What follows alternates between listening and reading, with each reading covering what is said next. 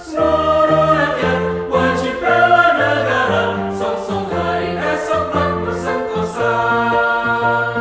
Seluruh rakyat wajib bela negara, sok-sok hari esok makmur sejahtera. Terima kasih. Berkaitan dengan untuk mencapai IKU 1, terutama yang terkait dengan prosentase lulusan mahasiswa S1, ini kami melakukan dengan meningkatkan kualitas pendidikan dan keterampilan mahasiswa supaya mereka bisa terjun ke dunia usaha. Selain itu juga bisa untuk melanjutkan studi serta berwirausaha. Dari beberapa mahasiswa yang sudah mengisi tracer study, di situ ada yang berwirausaha juga, kemudian ada yang studi lanjut ke luar negeri, ada ke Thailand, ada juga yang ke Kumamoto University, kemarin sudah lapor ke Fakultas Teknik. Kemudian untuk pencapaian IKU 2 ini berkaitan dengan prosentase mahasiswa untuk menjalankan kegiatan pembelajaran di luar program studi. Ini Fakultas Teknik sebetulnya sudah mencapai target ini. Contohnya adalah mahasiswa teknologi pangan kemarin sudah belajar di luar kampus untuk melakukan kolaborasi riset, yaitu di UTM, University Teknologi Malaysia, yang salah satunya dia jadi terampil gitu ya untuk masuk lab, sekalian untuk menyelesaikan tugas akhirnya.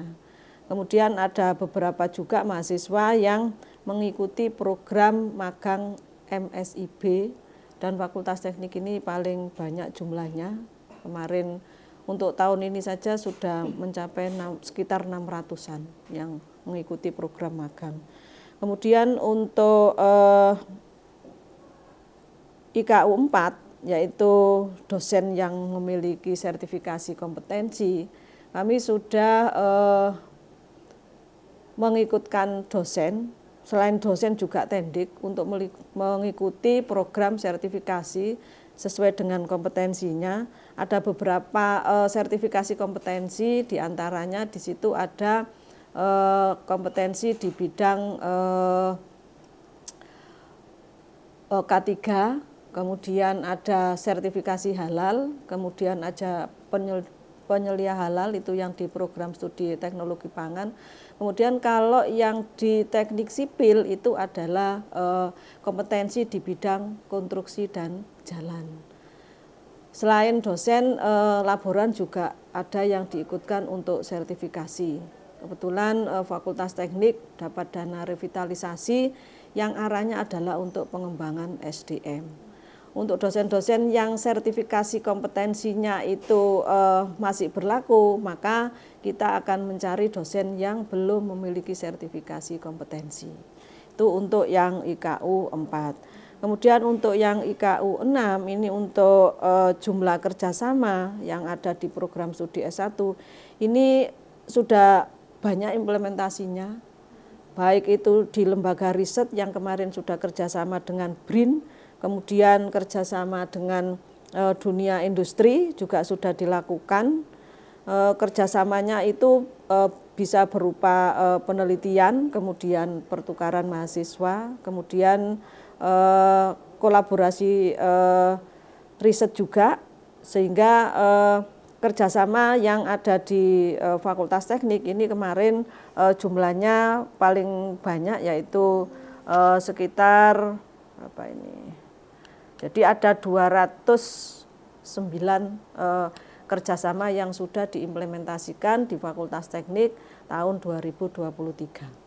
Baik, untuk mencapai target kinerja yang sesuai dengan kontrak, setelah kita tanda tangan dengan Pak Rektor untuk kontrak kinerja, langsung kita breakdown di masing-masing program studi, di mana breakdown kontrak kinerja untuk masing-masing program studi itu disesuaikan dengan prosentase student body, baik jumlah mahasiswa maupun dosen yang ada di program studi masing-masing. Untuk evaluasi target kinerja kita sudah melakukan yaitu melihat laporan triwulan dari masing-masing program studi yang nanti akan dikompilasi oleh fakultas yang selanjutnya akan dilaporkan ke tingkat universitas.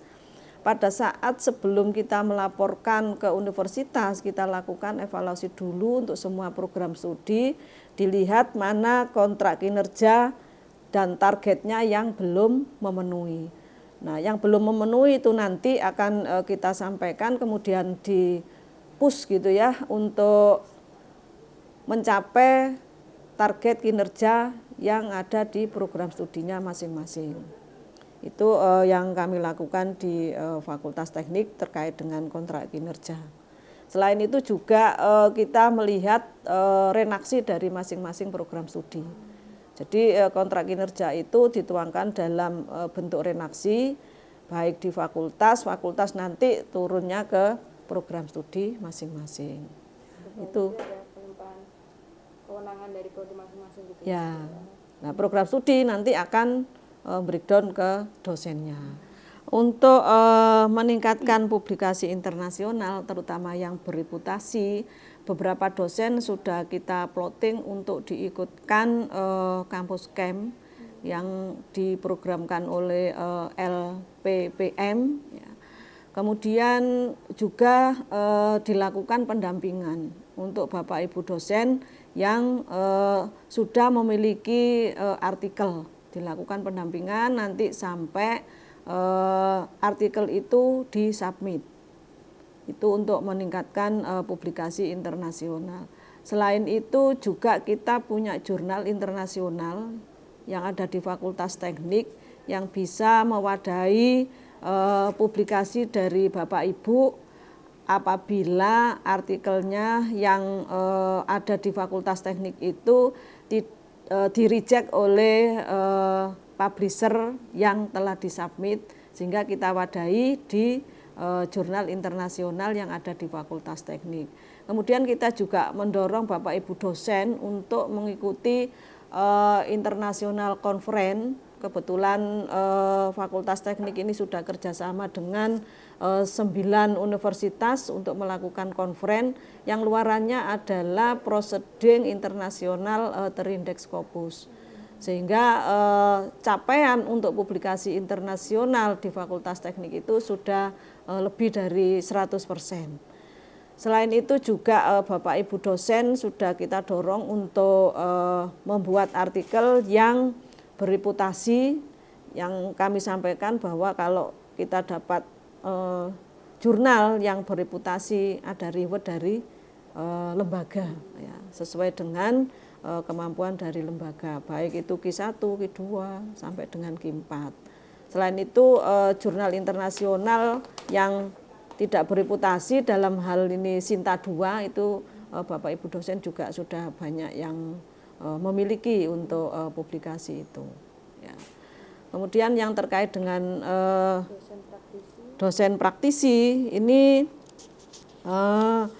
Fakultas Teknik juga bekerja sama dengan beberapa mitra untuk praktisi mengajar ini. Kemarin salah satunya adalah dari PT Kargil, itu untuk menjadi praktisi mengajar di program studi teknologi pangan, terutama mata kuliah teknologi karbohidrat.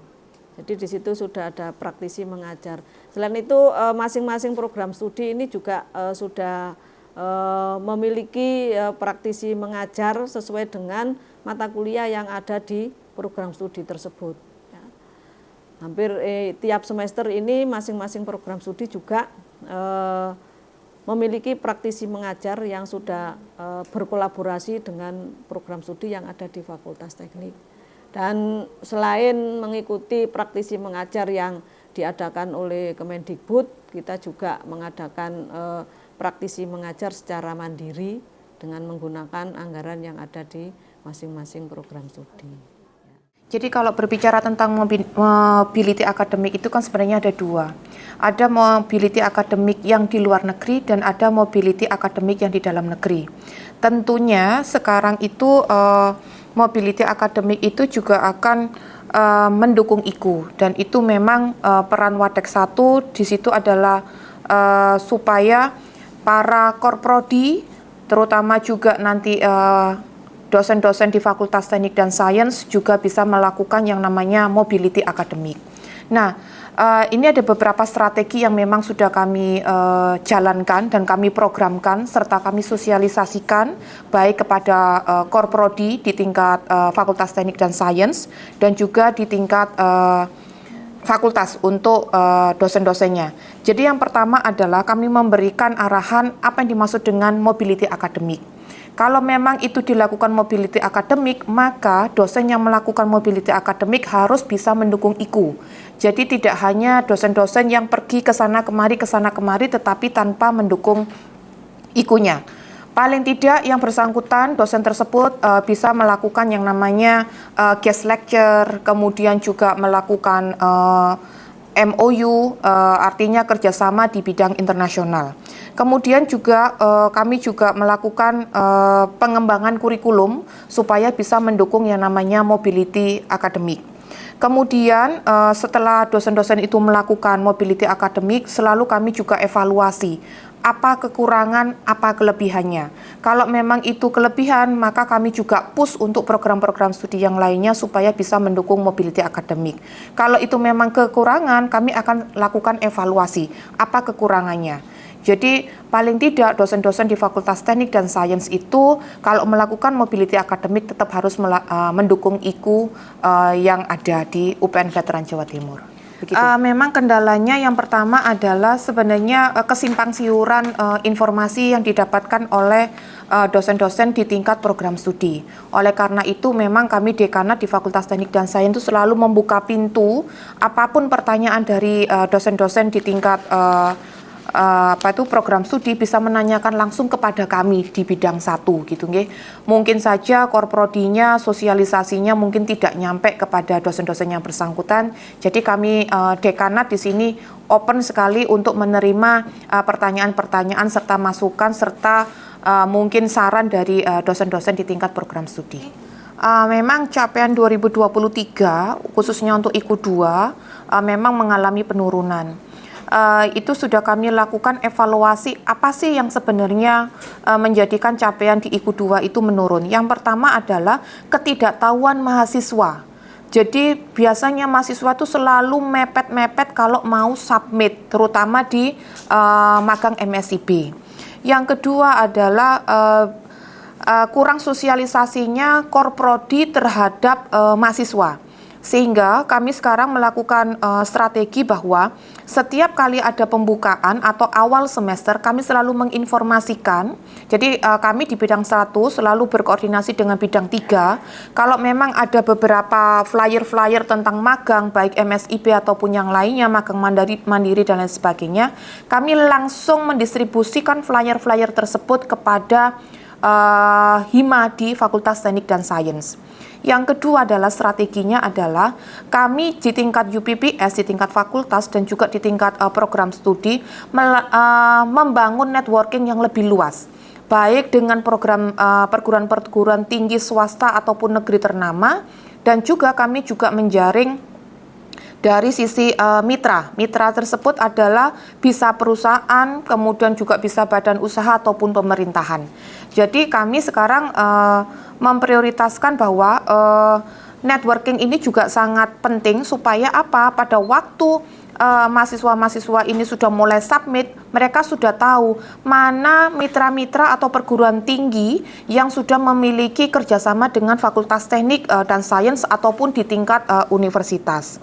Kemudian kami juga melakukan pengembangan strategi bahwa kurikulum kami itu juga harus lebih fleksibel.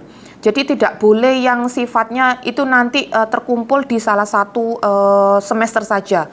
Mungkin yang paling banyak adalah di semester ganjil atau mungkin yang paling banyak di semester genap.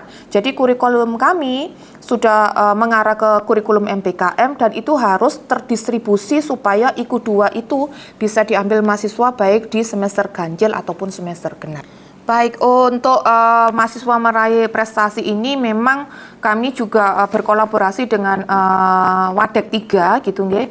Jadi kalau memang ada kompetisi di luaran sana, kami juga langsung menginformasikan kepada Hima program studi gitu nggih.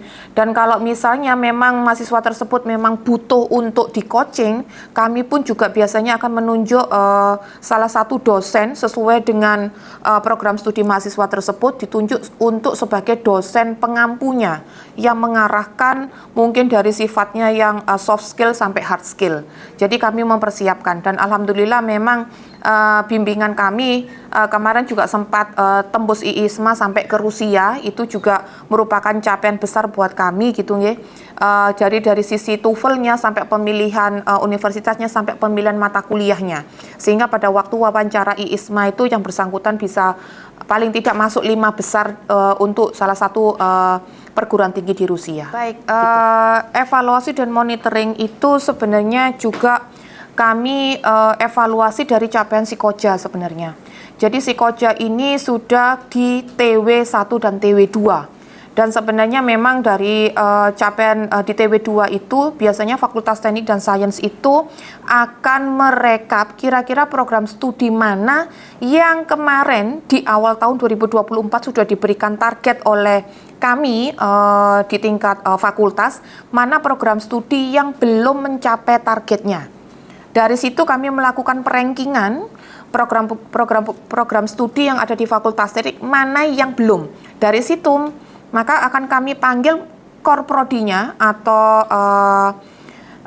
dan dosen-dosen di program studi tersebut, sehingga kami akan bertanya, kenapa ini tidak sesuai dengan target? Kira-kira kendalanya apa? Dari situ kami akan mendiskusikan. Kalau memang berurusan dengan sistem gitu nggih, kami akan bantu. Tetapi kalau memang sudah berurusan misalnya, Bu, memang karena posisi gedungnya atau mungkin itu, maka akan kami lakukan perankingan prioritas mana yang menjadi tanggung jawabnya fakultas dan mana yang menjadi tanggung jawabnya universitas. Jadi kami memang strateginya itu dan evaluasinya harus sesuai. Kira-kira ini merupakan tanggung jawab siapa? Apakah di tingkat UBPS atau di tingkat universitas? Dan juga kami selalu melakukan bahwa ini adalah kerjasama program studi di lingkungan Fakultas Teknik. Tidak bisa setiap program studi itu ada yang menonjol dan ada yang cuma hanya sekedar ya ngikut-ngikut saja, sehingga mungkin capaiannya cuma 1 atau 2. Karena kami memang di sini membaginya sesuai dengan student body, jadi persentasenya adil gitu. Jadi kalau ada program studi yang tidak sampai target persentasenya, maka akan kami panggil beserta juga dengan dosen-dosen di program studi tersebut. Di sini kami untuk memenuhi ya target serapan anggaran yang ditetapkan oleh universitas dalam rangka mencapai capaian kinerja tahun 2024. Di sini ada beberapa strategi yang kami lakukan ya, seperti untuk menganalisis kebutuhan dan prioritas, di mana kami akan memprioritaskan ya, atau kebutuhan utama apa untuk di bidang ini untuk mengalokasikan anggaran gitu ya. Jadi kita fokus ke kegiatan yang program-programnya itu nanti mendukung di IKU gitu ya. Jadi mendukung di situ sehingga untuk mendukung pencapaian dari kinerja tahunan. Kemudian untuk strategi yang kedua mungkin ke ini ya, untuk penghematan dan efisiensi. Jadi di sini anggaran digunakan secara efisien, jadi tanpa mengorbankan kualitas gitu ya. Karena nanti yang utama di situ, jadi tidak hanya untuk mengejar target saja gitu. Kemudian untuk strategi selanjutnya mungkin kita juga berkolaborasi dengan mitra gitu ya. Nah di sini dengan bekerja sama dengan pihak lain, di mana akan menciptakan peluang sehingga nanti akan meningkatkan serapan anggaran. Mungkin juga penggunaan yang secara hemat dan efisien, pengembalian dana juga nanti akan kita alihkan ke yang lain ya, sehingga akan membutuhkan ya, mana yang akan membutuhkan. Mungkin dengan itu sehingga nanti dari strategi ini dapat meningkatkan anggaran gitu ya dan mendukung pencapaian kinerja tahun 2024. Jadi memang kegiatan ini banyak sekali ya, dari kegiatan ada akademik ya di bidang 1, di situ untuk kebanyakan di seminar dan workshop gitu ya. Ada kemarin sudah dilakukan adalah untuk workshop seperti penyusunan LKPS dan LED ya, kemudian ada workshop tentang pedoman buku panduan dan sebagainya. Kemudian dengan penelitian dan pengembangan, di mana untuk penelitian ini ada pendanaan proyek penelitian dan dosen dan mahasiswa, jadi seperti PKM gitu ya, kemarin juga kami lakukan sehingga penelitian antar dosen ini dan mahasiswa bisa dilakukan. Kemudian untuk pengabdian masyarakat, memang di sini ada program-program pengabdian yang melibatkan mahasiswa dan dosen, di mana kami lakukan untuk pemberdayaan masyarakat. Kemudian ada pengembangan sumber daya manusia, jadi kami adakan pelatihan dan workshop antara dosen dan tendik juga ya, jadi ada dosen, tendik dan laboran di mana untuk uji kompetensi. Kemudian untuk pembangunan dan pemeliharaan fasilitas ya, jadi di pemeliharaan gedung dan ruang kelas, di mana untuk ruang kelas di sini bisa untuk lampu gitu ya, untuk kabel, AC dan sebagainya. Kemudian pemeliharaan fasilitas kampus biasanya ada layanan operasional perkantoran ya, ada jaman tamu dan air minum dan sebagainya. Kemudian untuk kegiatan mahasiswa ini juga ada kegiatan ekstrakurikuler mahasiswa dengan ada kompetisi mahasiswa, jadi kami biayai. Mungkin itu, jadi kami lakukan sesuai dengan visi misi yang ada di fakultas ini. Jadi untuk SKP ini atau sasaran SKP pegawai itu memang berbeda ya dengan yang kemarin, jadi banyak perubahan karena SKP yang sekarang itu memang mengacu pada 8 IKU, di mana dilaksanakan sendiri oleh dekan, sewadek, kemudian Koprodi, dosen dan tendik, di mana semuanya bertanggung jawab bersama-sama untuk tugas pokok sehari-hari. Jadi untuk mencapai target sudah ditentukan oleh universitas, seperti itu. Ya, oke. Terima kasih.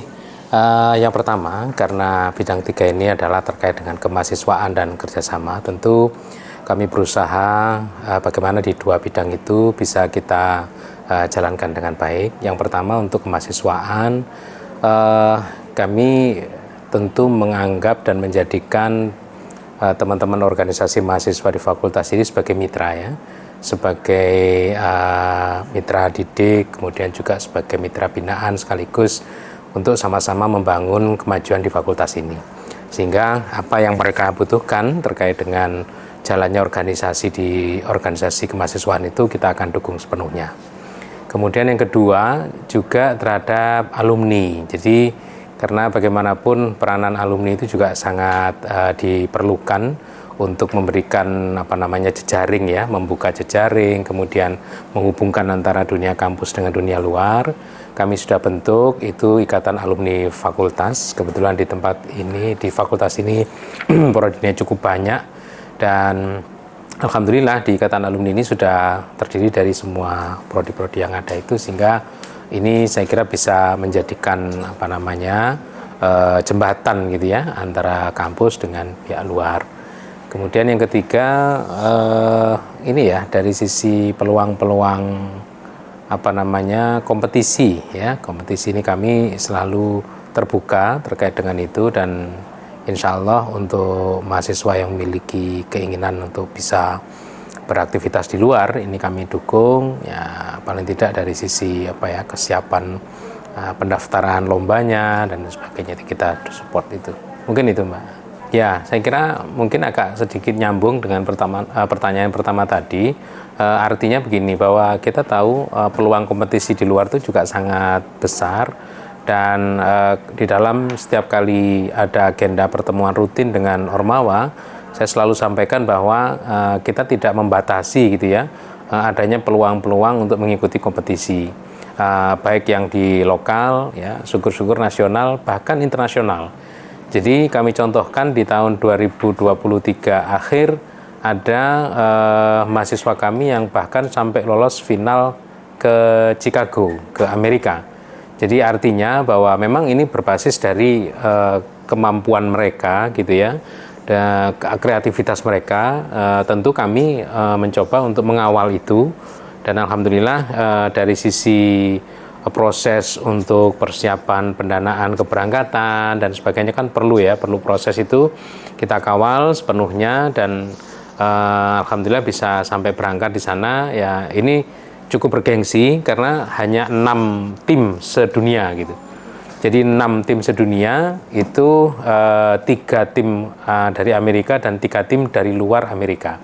Salah satunya timnya dari Teknologi Pangan UPN Veteran Jawa Timur. Jadi dari kegiatan itu kami selalu memotivasi yang lain bahwa peluang-peluang itu selalu ada, dan kita akan kawal itu untuk agar mereka bisa sampai ke puncaknya gitu. Itu terus yang lain-lain lepas dari perannya sebagai bagian tim di UPN, contoh olahraga misalnya, itu memang tidak semua atlet olahraga yang ada di fakultas ini itu mengikuti kegiatan UKM di UPN gitu misalnya ya, tetapi mereka bagaimanapun membawa nama UPN gitu, karena statusnya adalah mahasiswa aktif gitu.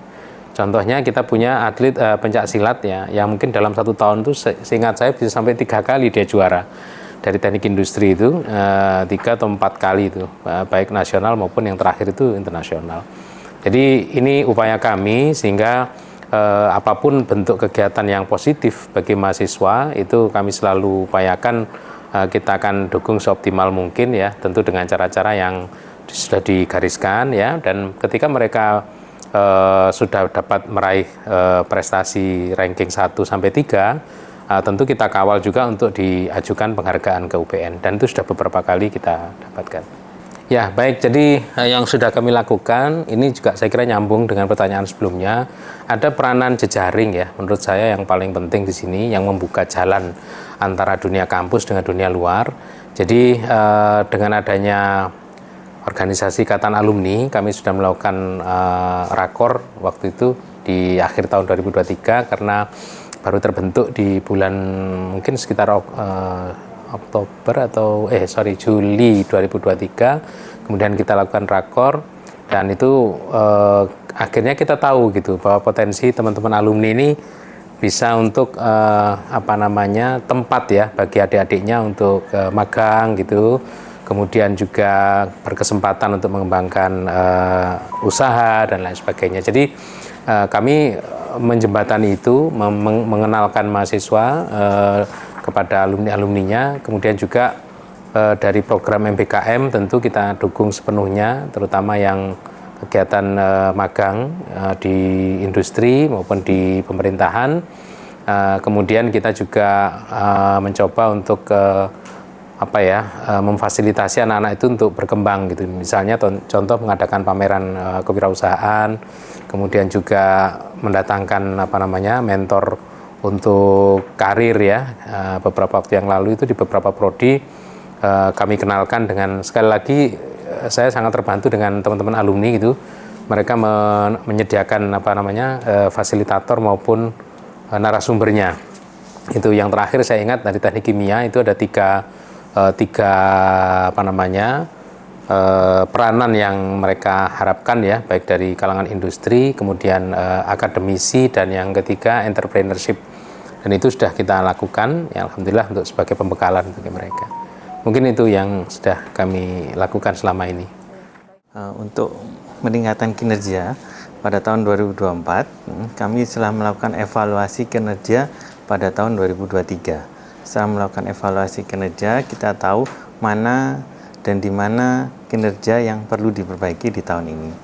Setelah itu kita persiapkan strategi untuk peningkatan kinerja tersebut. Nah, strategi ini kita buat berdasarkan tim kami dari Magister Ilmu Lingkungan.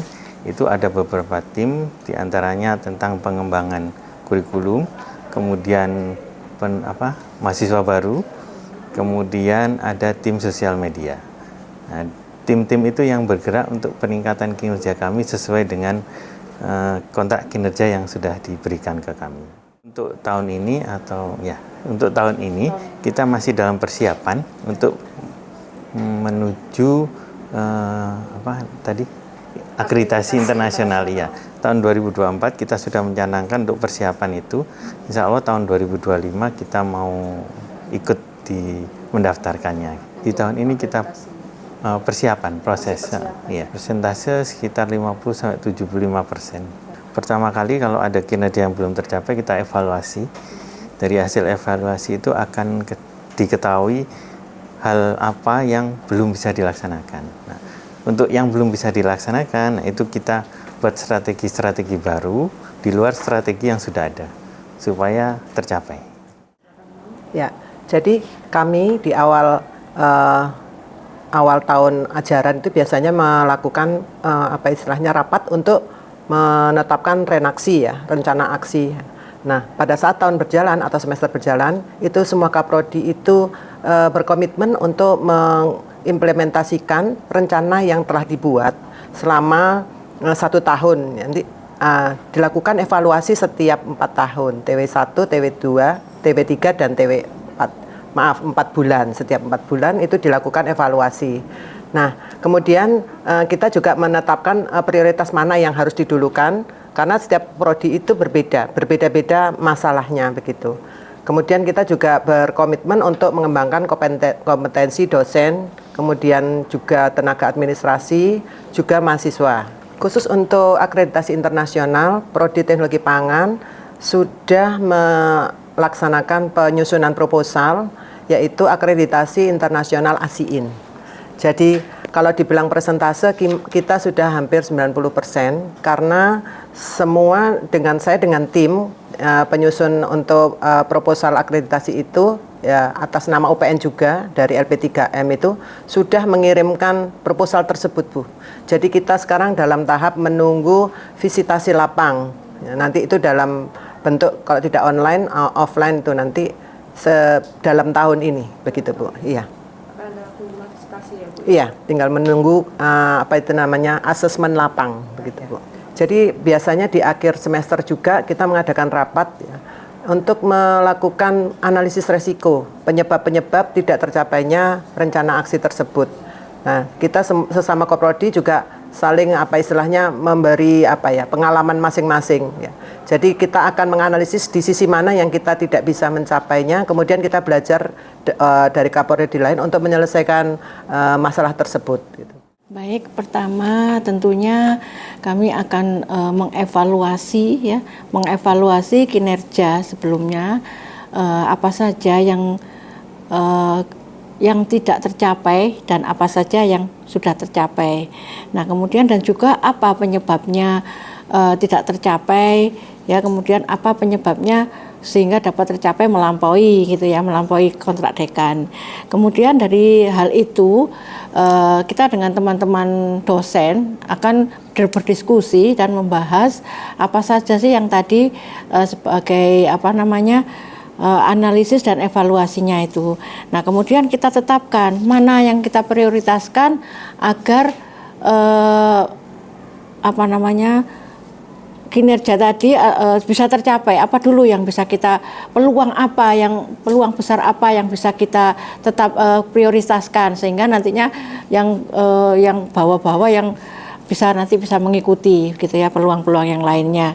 Kemudian kita juga meningkatkan mutu itu dengan mengembangkan kompetensi dari teman-teman dosen. Kebetulan teman-teman dosen ini sudah 95% mempunyai sertifikat keahlian ya.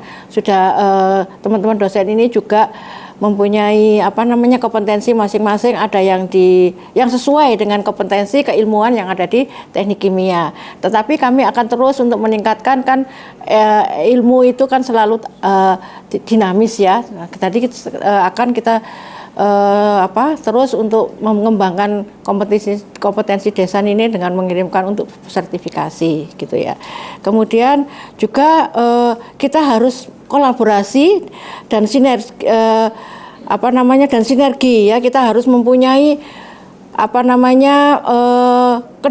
membangun kerjasama yang kuat ya antara berbagai departemen atau unit dalam organisasi. Kemudian kita sinergikan upaya-upaya mereka untuk mencapai tujuan bersama secara efisien. gitu ya.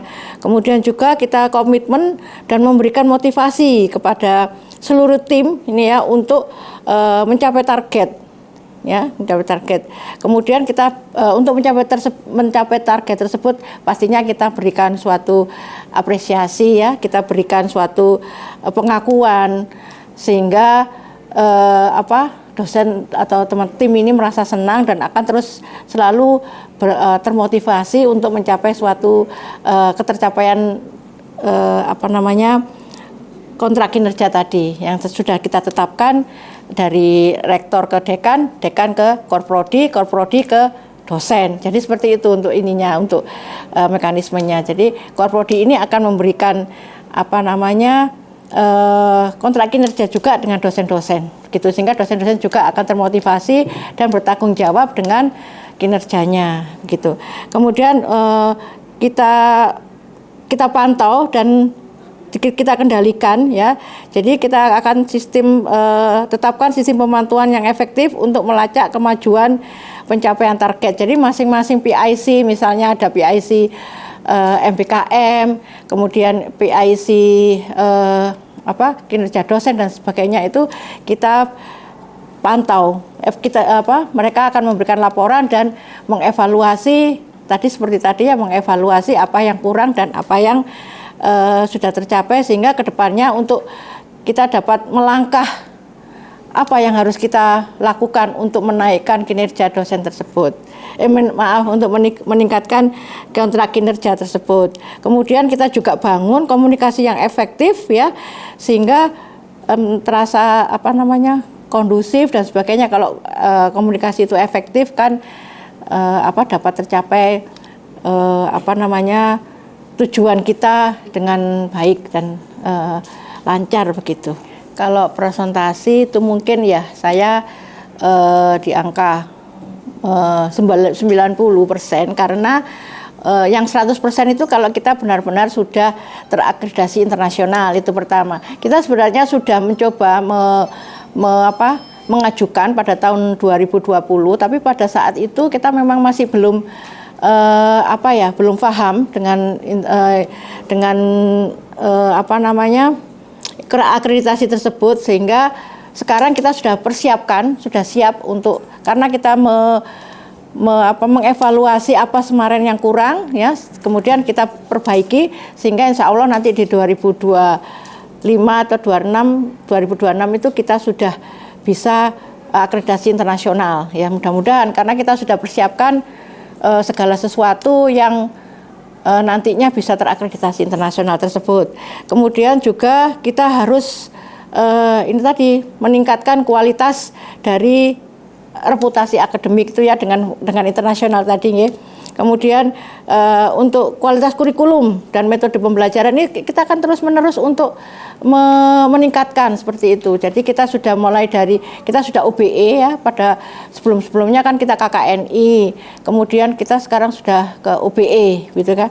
OBE. Kemudian prestasi mahasiswa dan alumni ini, kalau untuk prestasi mahasiswa itu sudah kita petakan mahasiswa ini harus siapa yang berbakat ini ya, siapa yang berbakat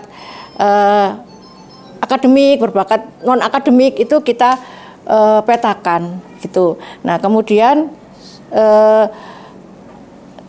untuk dokumen tentunya pasti kita sudah siapkan, karena kita tiap tahun ada audit AMAI ya, kemudian ada audit ISO. Nah, di situ kita sudah mempunyai dokumen-dokumen untuk audit tersebut.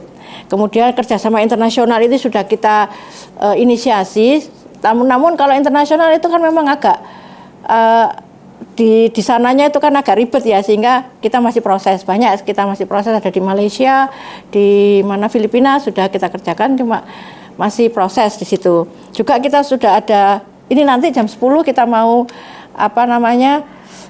untuk kolaborasi dengan Malaysia, untuk kolaborasi dosen mengajar, tukar menukar dosen mengajar dan mahasiswa yang ada di sana, tukar menukar mahasiswa yang belajar.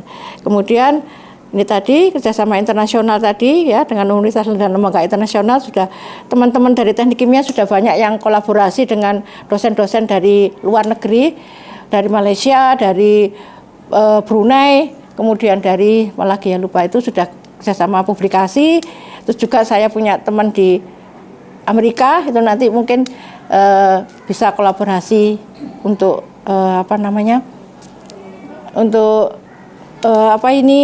jurnal ya. Kemudian sudah berjalan, cuma LOA-nya memang proses. Kemudian ini untuk akreditasi nasional kita kan sudah A. Nah, untuk tahun ini kita akan mengajukan untuk akreditasi lab teknik. Kemarin kita masih bahan PT, kemudian kita nanti sekarang ini sedang mengajukan lab teknik, tinggal nunggu asesmen lapang gitu. Begitu. Maaf saya panjang lebar. Iya, malah bagus ya. Panjang lebar. Jawabannya komplit. Panjang lebar. Oke, ini pertanyaan. Ya, pertama kita memang harus ini ya, analisis penyebab, ada rencana analisis risiko. Kita buat suatu analisis risiko sesuai dengan ISO. Nah, itu kita tahu, kita lihat apa saja penyebabnya, apa saja yang harus dilakukan untuk perbaikannya, begitu ya. Kemudian kita revisi rencana kerja. Kalau setelah ada kita tahu penyebabnya, maka kami akan merevisi rencana kerja. Misalnya kalau ternyata rencana kerja kita mendukung dari dari analisis tadi ya, dari kekurangan tadi, maka tidak kita perbaiki. Tapi kalau belum, maka kita selaraskan dengan penyebab-penyebab tadi untuk ditingkatkan. Kemudian juga kita identifikasi proses-proses ya yang mungkin tidak efisien atau tidak efektif dalam meningkatkan efektivitas dari program kami, begitu. Kemudian juga peningkatan sumber daya. Jika kurangnya sumber daya itu sebagai penyebab utama, maka kita akan mencari cara untuk meningkatkan alokasi sumber daya, ya baik itu dalam bentuk anggaran, personil, atau fasilitasnya. Kemudian untuk pelatihan dan pengembangan, ini kita mengidentifikasi pengembangan apa yang perlu kita tingkatkan untuk dosen-dosen, untuk teman-teman dosen di Prodi Teknik Kimia. Meskipun sudah mempunyai hampir semua, 95% itu 99 kalau nggak salah, kurang satu orang karena waktu itu yang satu ini masih sebagai sebagai pimpinan sehingga waktu itu belum sempat kita sertifikasi. Jadi meskipun sudah semua, tapi kalau kita butuh untuk pengembangan lebih jauh lagi, maka akan kami kerjakan lagi tingkatkan lagi untuk pengembangan dari sertifikasi dosen tersebut. Kemudian juga tentang kolaborasi dan kemitraan. Kita membangun kemitraan semua pihak eksternal yang memperkuat kerjasama internal dan dapat membantu meningkatkan kemampuan dan sumber daya yang tersedia untuk mencapai target biaya. Misalnya kita dengan industri ya, dengan adanya kerjasama dengan industri yang kuat, maka kita bisa mudah memberikan meminta mahasiswa kita magang di situ, meminta dosen kita untuk magang di situ dan sebagainya, seperti itu. Kemudian juga monitor dan evaluasi yang berkelanjutan. Jadi kita penting untuk memantau kinerja dan melakukan evaluasi berkala untuk memastikan bahwa strategi yang diadopsi itu berhasil. Jadi kita buat renaksi seperti tadi teman-teman prodi yang lain itu kita buat renaksi rencana aksi untuk setahun untuk triwulanan itu kita buat suatu rencana aksi apa saja dan itu ada hubungannya dengan yang berhubungan dengan RAB kita. Jadi RAB kita itu kita hubungkan dengan rencana apa yang akan kita buat untuk meminimalisasi indikator-indikator yang belum tercapai tersebut. Kemudian juga itu tadi sekali lagi tentunya kita harus berkomunikasi yang efektif ya kepada teman-teman dosen, kepada mahasiswa supaya kita bisa bekerja sama untuk mencapai tujuan yang harus dicapai atau target yang harus dicapai. Gitu. Terima kasih. Jadi seperti biasanya di awal tahun pastinya kita sudah menyiapkan dulu untuk rancangan kegiatan atau program kerja yang akan kita laksanakan selama 1 tahun berjalan. Nah, untuk menyiapkan itu saya akan melibatkan semua dosen yang ada di prodi saya, di prodi fisika, supaya kita semua ketika akan menjalankan mereka sudah tahu tentang tugas-tugasnya masing-masing. Karena ketika kita menyiapkan program kerja, kita juga sudah menyiapkan untuk PIC setiap kegiatan. Seperti itu, sehingga dengan pembagian itu kita juga sudah sesuaikan dengan kemampuan masing-masing. Nah, harapan saya dengan strategi yang saya lakukan itu, dengan pemilihan PIC sesuai dengan minat dan kemampuan mereka, program akan berjalan dengan lebih lancar. Kemudian secara anggaran juga kami untuk menuliskan RAP juga akan melibatkan semua yang ada yang di dosen-dosen yang ada di prodi. Seperti itu. Kemudian dalam bentuk kerjasama ataupun mitra industri, mitra perguruan tinggi, kami sudah insya Allah sudah banyak. Dilihat dari prodi kami yang baru 2 tahun berdiri, kami sudah punya banyak mitra dan harapan kami bisa belajar banyak dari mitra-mitra tersebut untuk pencapaian strategi yang lebih baik. Seperti itu. Kalau untuk akreditasi internasional, kami belum beringinan untuk mengajukan dulu. Tugas kami di sini hanya untuk diakreditasi nasional karena kami baru berdiri 2 tahun. Jadi setelah akreditasi nasional dan kami sudah punya lulusan, nanti mungkin kita akan mengajukan untuk ke akreditasi internasional. Ya. Jadi belum. Masih baru juga. Masih baru. Ya. Kalau kita melihat dari yang kita sudah siapkan, renaksi seperti itu, kalau ada yang tidak berjalan, kita akan merevisi lagi. Kenapa atau penyebab apa yang menyebabkan itu tidak tercapai. Kemudian tentang serapan anggaran juga sama, kita akan lihat program apa yang menghambat sehingga membuat serapan itu tidak 100% seperti itu. Nah, nantinya dari hasil evaluasi kita akan pertimbangkan untuk di tahun berikutnya apakah program yang seperti itu bisa tetap dijalankan ataukah akan diganti dengan program yang lainnya. Jadi hambatan-hambatan itu bisa tidak terjadi lagi di tahun-tahun berikutnya seperti itu. Jadi dilakukan analisis penyebabnya apa dulu? Iya. Terima kasih. Jadi strategi prodi untuk renaksi atau rencana aksi itu adalah yang pertama mengevaluasi, kita mengidentifikasi sebenarnya dari renaksi-renaksi tersebut itu apa saja yang sudah direncanakan namun belum terpenuhi atau tercapai. Nah, evaluasi itu meliputi atau identifikasi itu meliputi bagaimana mulai program kerja prodi, kemudian sumber daya manusianya atau dosen-dosennya dan tendik, dan kemudian tools, yang saya sebut tools adalah laboratorium. Nah, untuk yang program kerja, program kerja ini strategi prodi itu mengacu ke IKU. Jadi untuk mendukung universitas, IKU mana yang kami identifikasi yang belum tercapai. Mungkin salah satunya itu adalah dengan mahasiswa yang berkegiatan di luar kampus atau MPKM. Kemudian yang kedua adalah tentang penelitian dengan peneliti asing atau mahasiswa dan dosen yang belum beraktivitas atau belum banyak melakukan penelitian dengan peneliti asing. Nah, sehingga strategi-strategi itu nanti untuk menyelesaikan kita harus melakukan kerjasama dengan beberapa universitas di luar. Nah, itu sudah kami lakukan. Kami lakukan dengan CYCU di Taiwan. Kami mengirimkan 3 mahasiswa untuk student exchange ke sana. Itu mahasiswa tingkat akhir, sehingga juga ada pembimbingnya. Nah, melalui pertukaran pelajar untuk riset di sana, maka diharapkan mahasiswa mengeluarkan artikel ilmiah, sehingga pembimbing juga ada kontribusi mengeluarkan artikel ilmiah, sehingga ada artikel ilmiah yang bisa masuk ke jurnal internasional. Itu merupakan strategi kami. Dan kemudian yang kedua, karena mahasiswa juga student exchange di sana, otomatis mahasiswa juga diharapkan di sana mengikuti seminar internasional di sana. Nah, itu juga memacu internasionalisasi di prodi untuk strateginya itu. Kemudian untuk sumber daya manusianya atau dosen, di sini dosen dan tendik di prodi di program studi itu kita mengidentifikasi kompetensi dosen, dan di program studi sudah 100% dosen itu bersertifikasi sesuai dengan keahliannya masing-masing, juga sesuai dengan unit riset itu. Kemudian untuk Tendik laboran, karena yang terakhir adalah hubungannya dengan laboratorium. Laboran kami sudah kami sertifikasikan. Jadi sudah sertifikasi mikrobiologi, analisa mikrobiologi, dan sertifikasi analisa pencemaran air. Itu dua laporan kami. Nah, kemudian dengan laboratorium, otomatis kita harus menyesuaikan kesesuaian antara mata kuliah dan praktikum yang dilakukan.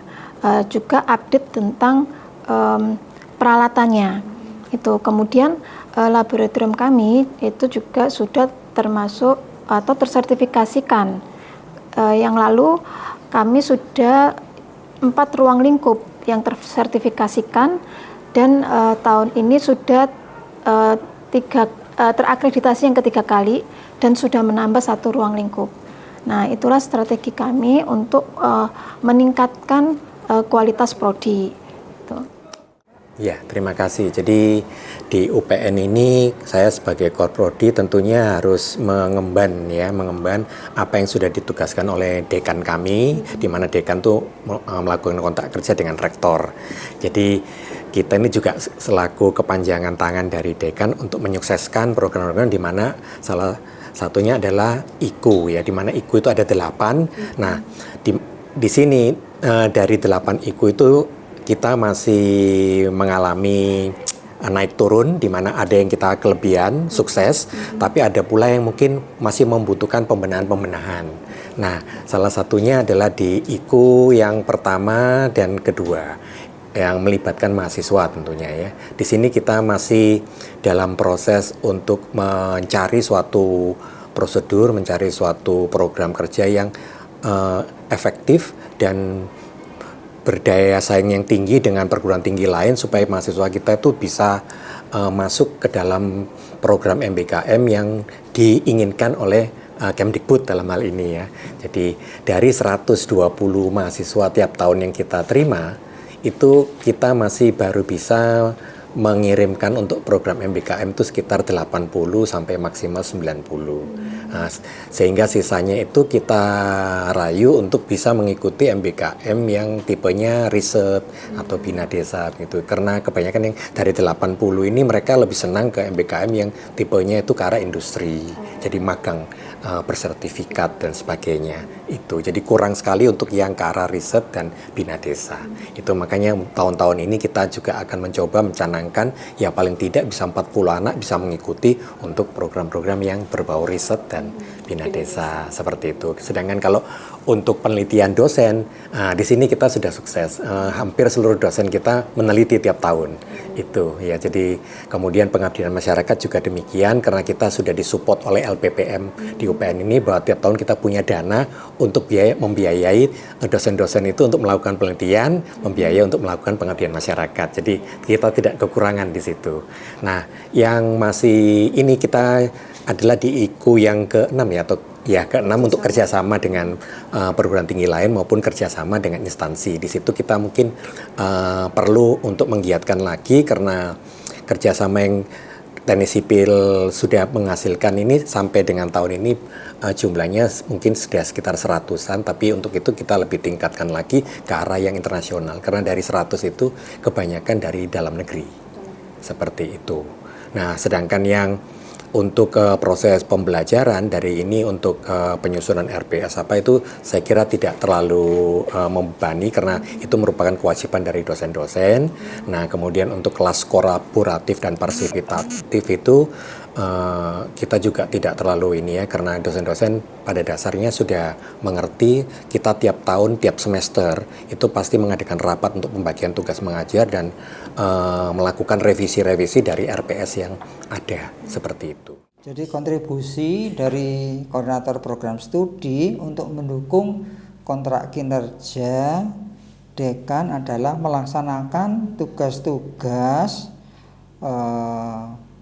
kinerja sesuai dengan kontrak kinerja yang telah ditandatangani oleh dekan kepada Bapak Rektor UPN Veteran Jawa Timur. Dalam hal ini Korprodi harus mengimplementasikan tugas dari rencana kinerja, dari rencana yang telah buat dan tidak boleh keluar dari alur rencana kinerja tersebut.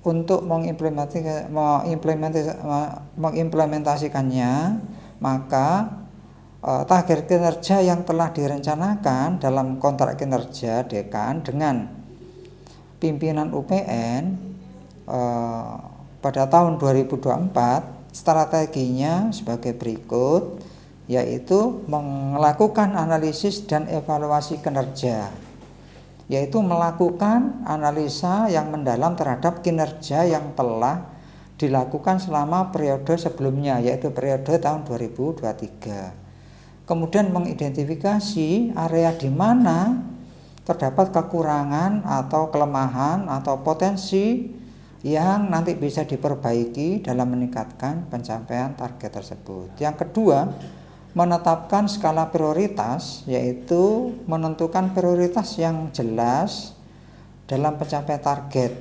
memfokuskan upaya pada area yang memiliki dampak besar terhadap pencapaian tujuan secara keseluruhan. Yang ketiga, pengembangan kompetensi yang ada di Prodi Teknik Industri, yaitu memastikan bahwa staf dan anggota tim yang memiliki keterampilan atau skill, pengetahuan yang cukup untuk mencapai target yang ditetapkan. Jadi menyediakan pelatihan, kemudian workshop pengembangan yang diperlukan untuk meningkatkan kompetensi yang ada di Prodi Teknik Industri. Yang keempat, melakukan komitmen dan motivasi, yaitu mendorong komitmen dan motivasi dari seluruh tim pegawai untuk mencapai target. Jadi memberikan pengakuan dan insentif yang sesuai sebagai penghargaan dan pencapaian yang baik. Yang kelima, melakukan kolaborasi dan sinergi, yaitu membangun kerjasama yang kuat antara berbagai departemen atau berbagai prodi atau unit yang dalam suatu organisasi di dekanat, mensinergikan upaya-upaya untuk mencapai tujuan bersama secara lebih efisien. Selanjutnya yang keenam adalah memantau dan mengendalikan, yaitu dengan menetapkan sistem pemantauan yang efektif untuk melacak dan memajukan pencapaian target yang teratur, mengidentifikasi perubahan atau hambatan yang memungkinkan munculnya hambatan yang mungkin kemudian muncul dan segera mengambil tindakan korektif dan perbaikan. Selanjutnya yang ketujuh, melakukan inovasi dan perbaikan berkelanjutan atau continuous improvement, yaitu mendorong budaya melakukan inovasi di seluruh organisasi di Prodi Teknik Industri, mengajak seluruh anggota Prodi Teknik Industri untuk terus mencari teknik-teknik dan cara dalam meningkatkan efisiensi dan efektivitas dalam mencapai target. Yang kedelapan, yaitu mengkomunikasikan secara efektif, yaitu terjalinnya komunikasi yang terbuka dan efektif antara pimpinan, dekanat, dan seluruh anggota tim di Prodi Teknik Industri, yaitu menyampaikan secara jelas tujuan, harapan, dan arahan mengenai upaya untuk mencapai target kinerja yang ada. Demikian, dengan menerapkan strategi ini secara konsisten dan efektif, diharapkan meningkatkan kemampuan untuk mencapai target kinerja yang telah direncanakan dalam kontrak kinerja dengan dekan. Pertama, dengan cara mengepus atau meningkatkan target-target capaian yang belum, seperti target IQ 1, IQ dan sebagainya, indikator kinerja utama, sehingga bisa mengkolaborasikan, kemudian mengatur strategi supaya bisa meningkat, terutama IQ 1, 2, 3 dan seterusnya sampai IQ 7. Itu strategi yang kami di Prodi Teknik Industri. Kemudian caranya dengan melakukan kerjasama gitu, dan kolaborasi dengan prodi lain, jadi mengambil benchmarking. Nah, jadi prodi-prodi lain yang sudah maju seperti teknik lingkungan yang sudah mendapat prodi akreditasi A unggul. Nah, kami bisa melakukan benchmarking dengan pencapaian IKO yang sudah bagus. Nah, kita belajar ke sana. Itu antara lain cara-cara. Kemudian yang ketiga tentunya kita memotivasi. Nah, tadi memotivasi dari teman-teman prodi teknik industri supaya meningkatkan kinerjanya. Nah, nanti supaya apa? Nah, dari kinerja yang bagus tadi akan meningkatkan nama prodi yang tadinya B sekarang A lah, sampai nanti bisa dipertahankan. Nah, dipertahankan. Kalau bisa kita bisa meningkatkan ke akreditasi internasional nantinya. Nah, itu berarti dari kinerja-kinerja yang ada yang tadinya masih berkurang kita tingkatkan, kita pertahankan dengan cara tadi kita memotivasi, kemudian mempush atau meningkatkan kinerjanya, terus kemudian mengadakan kolaborasi, terus kemudian kita membenchmarking, melakukan studi banding ke prodi-prodi yang lain. Nah, itu antara upaya-upaya kita Prodi Teknik Industri, caranya meningkatkan kinerja prodi yang belum tercapai begitu. Kita di Prodi Teknik Industri itu ikut 3, jadi dosen berkegiatan di luar itu masih kurang. Nah, ini kita tingkatkan terus, umpamanya kita mengajar di perguruan tinggi lain, kita melakukan konsultasi atau menjadi konsultan di perusahaan atau di perguruan tinggi lain dan sebagainya. Nah, yang ikut 8 itu berarti insya Allah kita tahun 2025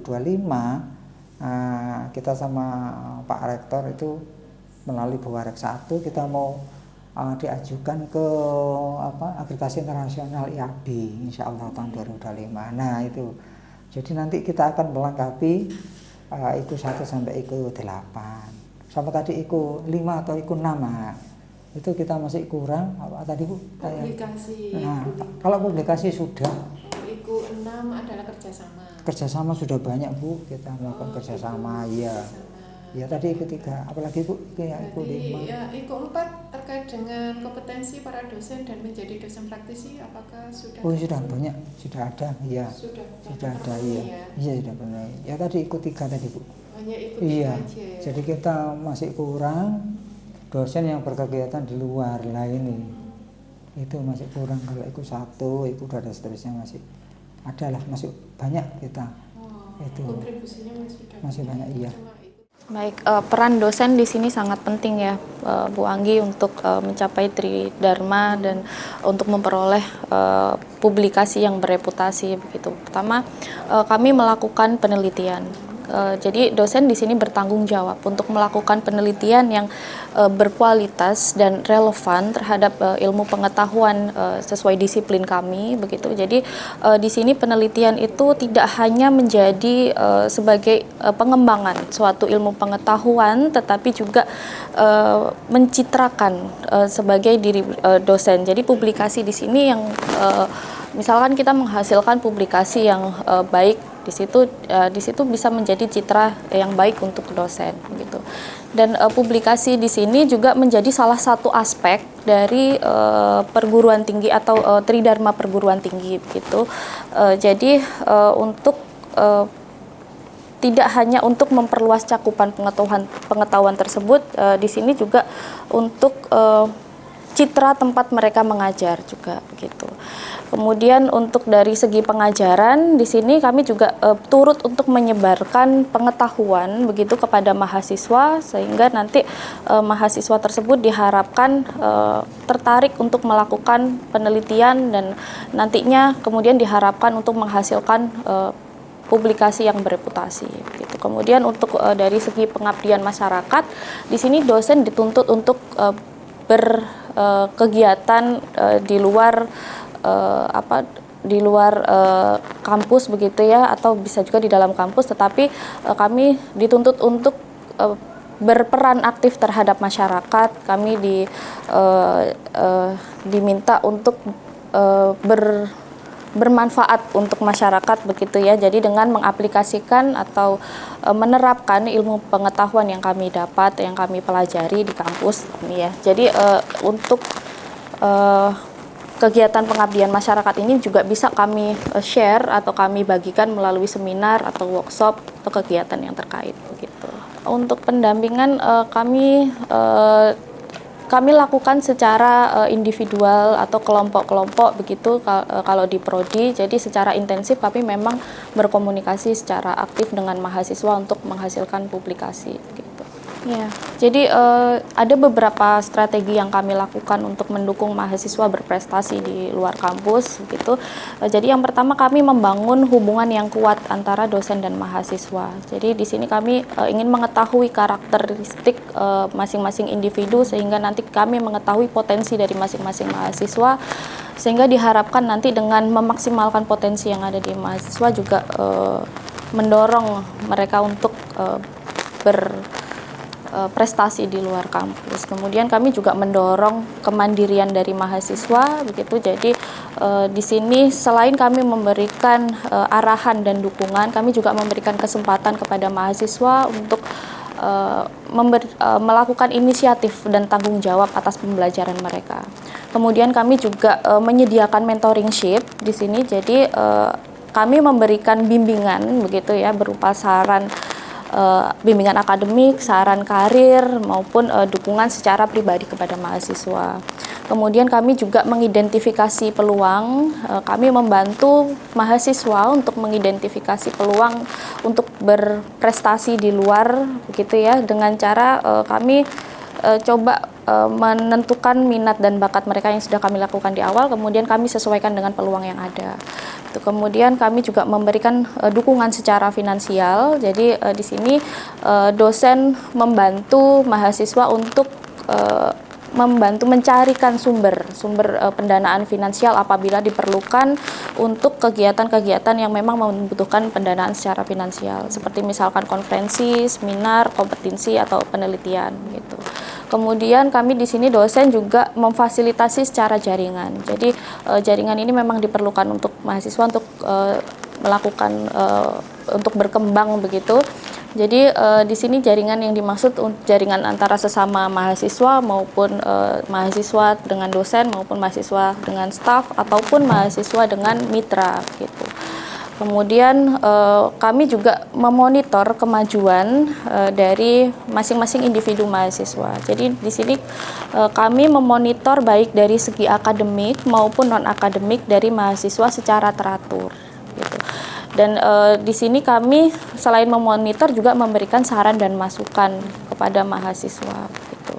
Kemudian kami juga memfasilitasi kolaborasi begitu. Jadi kolaborasi di sini juga bisa antar mahasiswa yang berprestasi ya, baik aktif di dalam kampus maupun di luar kampus, dengan mahasiswa lain, staf, kemudian dengan mitra, kemudian diharapkan nantinya bisa menghasilkan proyek-proyek yang bermanfaat begitu. Jadi dengan menerapkan pendekatan ini diharapkan kami dapat mendorong mahasiswa untuk berprestasi lebih aktif lagi untuk di luar kampus. Ya, kami di Fakultas Teknik memang ada program selain MBKM ada juga program MSIB. Jadi MBKM di sini mereka magang selama 1 semester begitu ya, secara mandiri untuk konversi paling tidak 20 SKS di sini.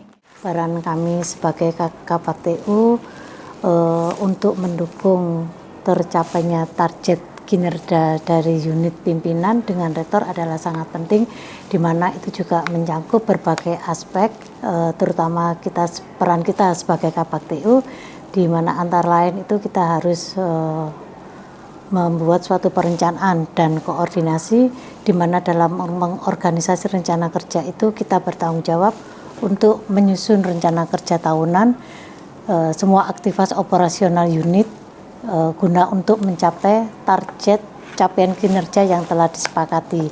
Kemudian koordinasi dengan tim, di mana kami harus koordinasi dalam unit untuk memastikan bahwa setiap tugas yang diberikan berjalan sesuai dengan rencana dan waktu yang telah ditetapkan. Kemudian untuk pengelolaan administrasi, kita menyediakan dokumen administrasi pendukung, di mana untuk memastikan bahwa semua dokumentasi, laporan, dan arsip di unit yang ada di fakultas ini kita kelola dengan baik sesuai dengan standar yang telah ditetapkan. Kemudian untuk monitoring evaluasi, di mana secara berkala kita harus memonitor capaian kinerja unit dan memastikan bahwa setiap divisi atau individu dalam unit tersebut memenuhi target kinerja. Kemudian evaluasi dan tindak lanjut, melakukan evaluasi terhadap hasil kerja dan menyusun laporan yang akan diserahkan kepada pimpinan unit untuk dijadikan sebagai bahan pertimbangan dalam pengambilan keputusan. Kemudian untuk peningkatan efisiensi operasional, kita harus mengidentifikasi dan mengimplementasikan perbaikan dalam proses kerja dan sistem administrasi untuk meningkatkan efisiensi dan efektivitas operasional unit. Kemudian untuk pendukung pengambilan keputusan, kita harus menyediakan data dan analisis yang dibutuhkan pimpinan unit untuk pengambilan keputusan yang berkaitan dengan pencapaian dari target kinerja pimpinan. Baik Ibu, peran kita sebagai Kabakti.U untuk mendukung kinerja unit menuju perguruan tinggi yang berbadan hukum, di mana sangat beragam. Ada peran utama yang harus kita jalankan, yaitu administrasi dan manajemen operasional, di mana dalam sub itu pengelolaan dokumen dan arsip, kita harus memastikan bahwa semua dokumen administrasi dan arsip unit dikelola dengan baik, terutama tertata dan mudah diakses oleh semua orang. Kemudian untuk pelaporan dan monitoring, kita harus mengawasi proses pelaporan dan monitoring kinerja unit, memastikan data yang disajikan sudah akurat dan tepat waktu. Kemudian terkait dengan SDM yang ada di unit, kita mengkoordinasikan proses rekrutmen, sepertinya kita mengadakan pelatihan atau pengembangan staf untuk memastikan bahwa unit memiliki tenaga kerja yang kompeten dan terampil dalam bidang masing-masing. Kemudian untuk manajemen kinerja, kita menerapkan sistem evaluasi kinerja yang efektif, memberikan feedback, dan untuk mengidentifikasi kebutuhan pengembangan masing-masing staf di unit kita. Terkait untuk keuangan dan anggaran di fakultas, untuk pengelolaan anggaran, kita juga menyusun, mengawasi dan melaporkan penggunaan anggaran operasional kita, dan untuk memastikan pengelolaan keuangan yang transparan dan akuntabel. Kemudian untuk penggalangan dana, kita mencari peluang pendanaan dana eksternal dan mengelola dana yang diterima untuk mendukung program dan kegiatan unit kita. Di sini saya sebagai staf admin dari Fakultas Teknik, bahwa peran kami sebagai staf administrasi untuk kelancaran kinerja di bidang akademik dan non-akademik. Yang pertama di bidang akademik, ini ada beberapa poin. Yang pertama, kami mengelola dokumen-dokumen akademik. Itu seperti kami menyimpan, kemudian mengatur dokumennya seperti jadwal kuliah, daftar hadir kuliah, hingga nilai dan kurikulum-kurikulum yang ada di prodi. Kemudian memastikan dokumen tersebut juga bisa diakses oleh orang-orang yang berwenang agar bisa diolah dan dikembangkan kembali. Kemudian yang kedua yaitu pendaftaran dan administrasi mahasiswa. Kami melakukan pendaftaran mahasiswa baru dengan verifikasi dokumen yang masuk ke dalam prodi dan kemudian diolah oleh fakultas untuk isi datanya, kelengkapannya, dan yang lain-lain. Dan juga kami mengurus untuk perubahan status mahasiswa dari aktif, kemudian entah atau ada yang mengajukan cuti kuliah, ya, aktif kembali setelah cuti, kemudian mundur, dan juga mutasi. Ya, untuk kemudian kami juga berperan sebagai penyelenggaraan ujian dan evaluasi. Kita biasanya mengatur jadwal ujian, menyiapkan ruang-ruang ujian, penggandaan soal dan distribusi soal ujian. Ya, untuk berikutnya kami mengevaluasi nilai-nilai tersebut, diserahkan kembali ke prodi-prodi dan dievaluasi untuk berikutnya. Kami juga berkoordinasi dengan dosen dalam membantu pengadaan bahan ajar dan juga peralatan-peralatan dalam mengajar. Di kelas gitu ya? Ya, di setiap kelas. Untuk peran kami sebagai staf admin dalam bidang non-akademik, itu kami biasanya pengelolaan administrasi secara umum, mengatur persuratan, surat aktif kuliah, surat tugas dosen, surat keluar, seperti itu. Kemudian kita juga menyimpan dan mengolah arsip dan dokumen penting persuratan yang lain. Kemudian kami ada di pelayanan mahasiswa dan juga publik. Ya, kami memberikan informasi dan layanan kepada mahasiswa, orang tua mahasiswa, atau mitra-mitra yang terkait dalam administrasi akademik dan non-akademik. Kemudian menangani keluhan dan pertanyaan dari beliau-beliau yang ingin diberikan informasi dengan ramah dan profesional, insya Allah. Kemudian untuk pengelolaan fasilitas dan infrastruktur, kami biasanya mengurus pemeliharaan fasilitas, kemudian perbaikan seperti itu di ruang kelas, laboratorium, dan juga fasilitas umum di lingkungan Fakultas Teknik. Kemudian menjaga ketersediaan dan kelayakan fasilitas yang ada di dalam fakultas. Untuk peran tambahan, kami dalam manajemen keuangan dan anggaran, biasanya kami mengurus administrasi keuangan seperti SPPD, honor-honor dosen luar yang tidak dibayar. Nah, itu ya, maksudnya dari anggaran fakultas seperti itu ya. Kemudian membuat laporan keuangan dan juga menyusun anggarannya. Yang berikutnya untuk peran dalam teknologi informasi dan sistem administrasi. Kami mengelola sistem informasi akademik dan memastikan data-data yang tersimpan dengan baik dan juga bisa tersampaikan dengan benar kepada seluruh sivitas akademika. Kami berkontribusi dalam berbagai tugas dan juga tanggung jawab, baik itu secara langsung maupun tidak langsung. Beberapa peran itu ada dalam pengolahan data dan informasi.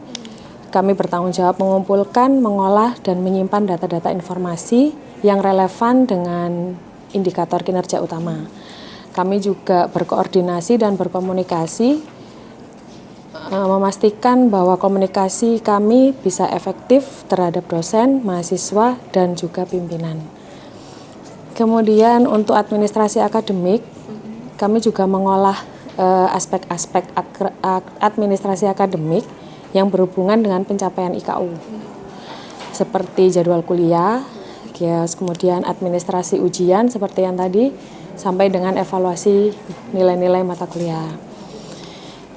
Untuk kemudian dukungan logistik, kami mengatur kebutuhan logistik seperti penyediaan ruang, kemudian alat dan bahan dalam proses belajar mengajar.